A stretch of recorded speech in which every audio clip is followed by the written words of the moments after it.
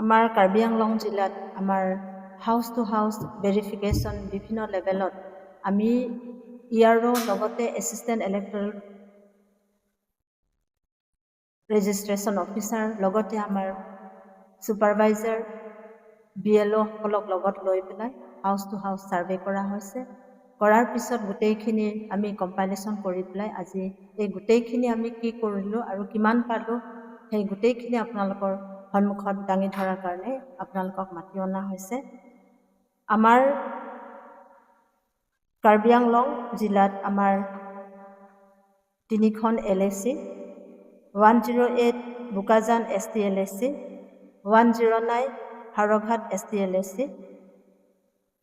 110 Diphu ST LAC আমাৰ total pulling station আগতে আছিলে আমাৰ 674। আজি আমাৰ গোটেইখিনি আমি ৰেচনেলাইজেশ্যন কৰাৰ পিছত আমি টোটেল আমাৰ পুলিং ষ্টেচন আমাৰ 690 আমাৰ টোটেল নতুনকৈ 16খন পুলিং ষ্টেচন এডিশ্যন হৈছে। এই গোটেই মিলাই পেলাই আমাৰ টোটেল পুলিং ষ্টেচন আমাৰ গোটেই 3টা LAC মিলাই পেলাই 690 আৰু আমাৰ টোটেল ভোটাৰ্ছ আমাৰ S/6/2025 আমাৰ 108 বোকাজান ST LAC আছিলে আপোনাৰ 1,52,972। টোটেল নাম্বাৰছ অফ ভোটাৰ্ছ যিখিনি এডিশ্যন হৈছে নতুনকৈ এইটো হৈছে আপোনাৰ 5,230। আজিৰ তাৰিখত S/27/12/2025 আমাৰ টোটেল ভোটাৰ্ছ বোকাজান LACত আপোনাৰ 1,58,202। 109 হাৰঘাট ST LACত আমাৰ টোটেল ভোটাৰ্ছ 6/1/2025 আছিলে আপোনাৰ 1,87,725 আৰু এডিশ্যন হৈ পেলাই আজিৰ তাৰিখত 7,258 1,87,725 প্লাছ 7,258 আমাৰ টোটেল মিলাই পেলাই আমাৰ হাৰঘাট LACত টোটেল ভোটাৰ্ছ হৈছে আপোনাৰ 1,94,983। ইয়াৰ লগতে আপোনাৰ 110 Diphu ST LAC S/6/1/2025 total voters আছিলে 1,79,526।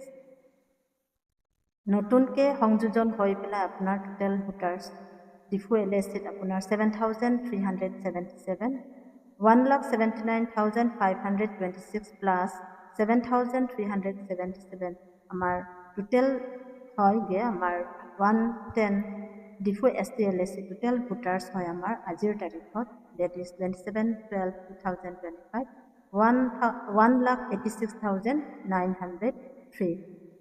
আজিৰ তাৰিখত আমাৰ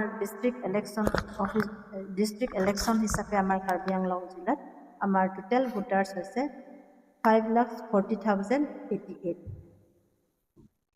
ইয়াৰ আমাৰ যিমানখিনি আমি বিগত 6/1/2025 আছিলে আমাৰ কাৰ্বি আংলং জিলাৰ টোটেল ভোটাৰ্ছ আছিলে আমাৰ 5,20,223।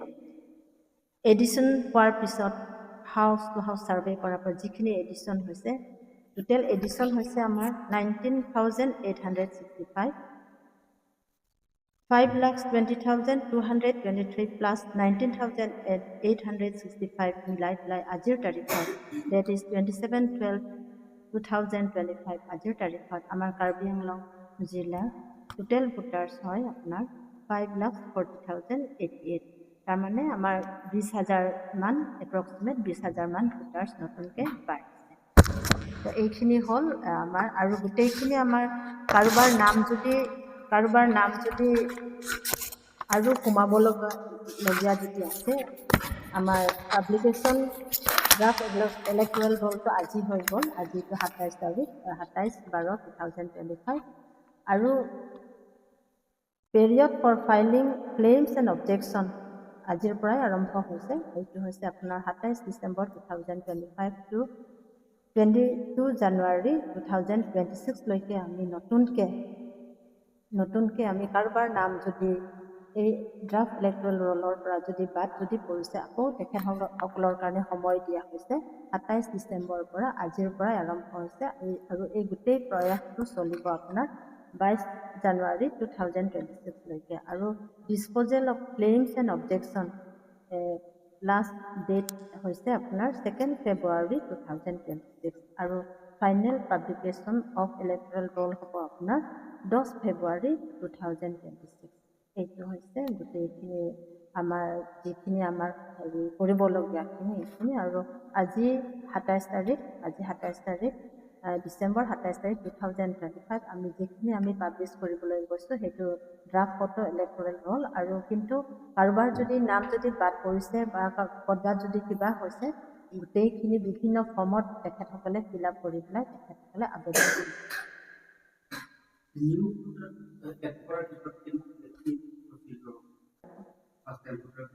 হয়, একেই।